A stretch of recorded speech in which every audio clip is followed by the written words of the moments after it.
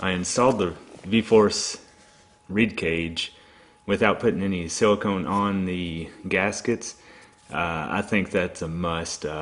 Anybody who buys this, just go ahead and put silicone on there.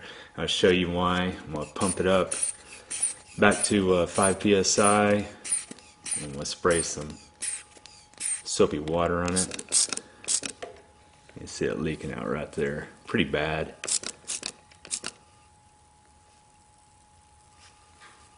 See it foaming up right here, so it's leaking out of that. And switched around to the other side.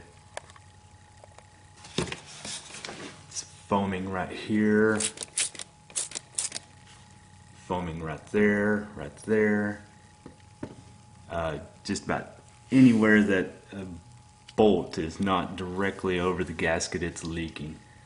So definitely put R2V silicone on there, gasket maker, and hopefully that'll solve your problem.